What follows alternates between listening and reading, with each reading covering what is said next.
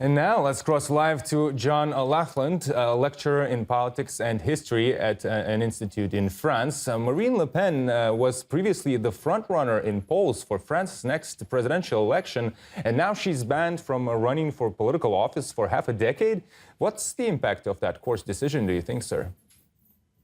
Well, it's an earthquake, and as your reporter just very rightly said, this problem is not confined to France.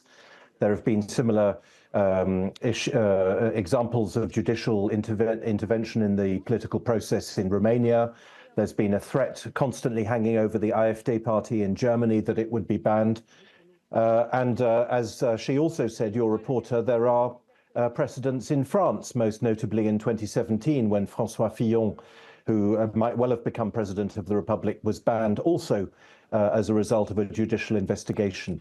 The effect of this is incalculable. Marine Le Pen is going to speak on television this evening at 8 o'clock. We'll see what she says. But my guess is that it will only re-establish her and her party, that it will only re-establish their status as a victim, as the victim of a system. And since that's their primary stock in trade, that's what they do, that's what the Rassemblement National does. It's a populist party that complains that the political system is stacked against it. My guess is that this decision will reinforce their status and therefore perhaps their standing. So if, for example, in 2 or 3 years' time, when the next presidential elections are held, she is not herself a candidate, but instead the head of her party, the young man Jordan Bardella, I would have thought he stands a very good chance of winning. In other words, I think this decision may well backfire, but of course we'll have to see how it plays out. At any rate, it's very bad for the image of France and Europe, because even if people don't look at this, at the details of this case, they will, I think, largely understand that opposition leaders in Europe, as your reporter just said, are being systematically excluded from standing as candidates. Are you saying, sir, that this is a political case to pull her out from the presidential race? Well, I personally think there is some truth in the allegations. I don't think they're entirely invented by any means, on the contrary. But yes, I think it's political in the sense that it maybe was not necessary and indeed will probably be counterproductive to prevent her from standing. She could have been given a fine, possibly even a prison sentence. But the decision to prevent her from standing, yes, I think that is political. And once again, there is a pattern here. The European Parliament, where she is accused of having embezzled funds, not directly, of course, but only by using parliamentary assistants to do party work in France. The European Parliament is itself, it's well known, it's a sump of corruption. There was a huge scandal a year or two ago involving money paid in cash from the Gulf state of Qatar to various members of the European Parliament. And these other corruption issues have not been investigated. So yes, broadly speaking, I think it's political. And Le Pen is widely known for criticizing the EU establishment in Brussels.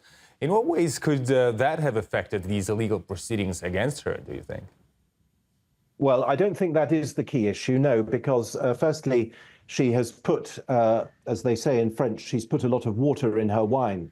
In other words, she has considerably reduced, I would say, her stance, her radical stance on the European Union. In the last elections, not the ones last year, 2024, but previously she was in favor of a referendum on leaving the European Union. She wanted to leave the euro and so on. All these things have been abandoned. So no, instead I think it's what they call in France the extreme center. In other words, what other people call the deep state. What I mean by that is the people around Macron, and if my interpretation is correct, people within the judiciary. Those people regard her as a danger for all kinds of reasons, including, by the way, on the issue of Russia, which of course unites her with François Fillon, whom I mentioned in 2017. It unites her with Matteo Salvini in Italy, who was also prosecuted for his policy when he was interior minister. It obviously unites her with Donald Trump, who was accused of complicity with Russia and indeed investigated for that and then impeached on a related issue.